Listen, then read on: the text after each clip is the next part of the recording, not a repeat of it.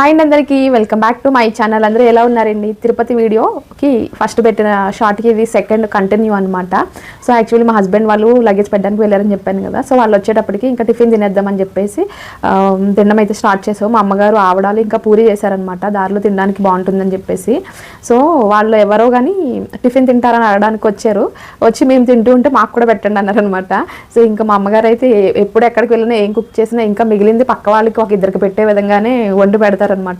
మేము అంటూ ఉంటాం, ఎందుకు బయట బోర్డు దొరుకుతాయి కదా తినడానికి, ఈ లగేజ్ క్యారీ చేయలేం కదా అంటే ఇంకా ఆవిడ తృప్తి అనమాట అది. సో ఇంకా మా హస్బెండ్ వాళ్ళు లగేజ్ పెట్టేసి వచ్చిన తర్వాత త్వరగా కొంచెం టిఫిన్ అయితే తినేసాము. ఇంకేంటంటే మేము నడకదారి కదా, సో అక్కడ ఎంట్రన్స్లో దేవుడికి దండం పెట్టుకుంటున్నాం అనమాట, అంత ప్రశాంతంగా జరగాలని చెప్పేసి. అస్సలు ఇక్కడ నిజంగా దేవుడు ఉన్నాడు అంటే అది ఇప్పటికీ కూడా నాకు 100% నిజమని అనిపిస్తుంది. కానీ అది రుజువు ఎలా కనిపిస్తుంది అనేది ఇక్కడ మీకు చెప్పబోతున్నాను అనమాట. నేను కంపల్సరీ ఇదైతే మిస్ కాకుండా చూడండి. ఇక్కడ ఏంటంటే కొబ్బరికాయ కొడతాం కదా, కొట్టేటప్పుడు మా అమ్మగారు కొంచెం పసుపు కొంచెం కుంకుమ తెచ్చుకున్నారనమాట. అది ఎంత దూరం వస్తే అంత దూరం పెట్టచ్చు అని చెప్పేసి. నేనేముందంటే కొబ్బరికాయ కొట్టిన తర్వాత అందులో కలపడానికి వాటర్ తెచ్చుకోలేదు, కొబ్బరి నీళ్ళే అందులో వేసుకొని పెడుతున్నారనమాట.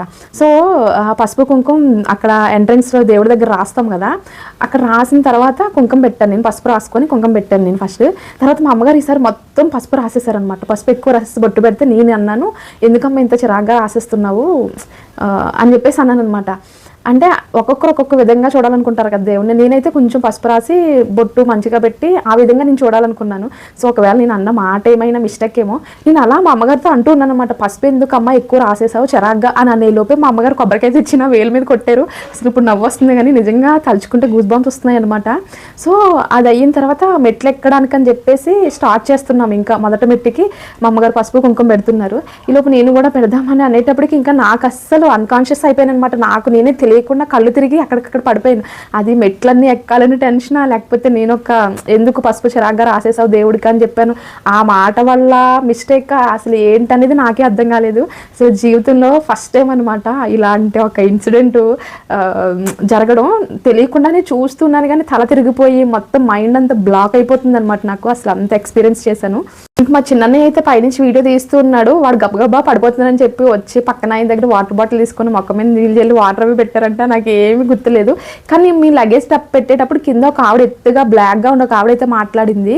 ఆవిడ నేను కళ్ళు తిరిగిపోయినప్పుడు మజ్జిగ తెచ్చిచ్చింది అనమాట. ఏందయ్యా బిడ్డ అలా పడిపోతే అలా వదిలేశారు ఏంటని చెప్పేసి. అసలు అంతే నాకు మిరాకిల్గా అనిపిస్తుంది అనమాట. కింద ఉన్న ఆవిడ మళ్ళీ మేము కొంచెం దూరం వచ్చేటప్పటికి మేమున్న ప్లేస్కి వచ్చి మళ్ళీ నాకు మజ్జిగ తెచ్చివ్వడం ఏంటి, ఇంట్లో వాళ్ళు ఎవరు ఇవ్వకుండా అని చెప్పేసి. అసలు నిజంగా మీదైతే మిరాకిల్ అని అనిపిస్తుంది. ఇంకా గోవిందా గోవిందా అంటూ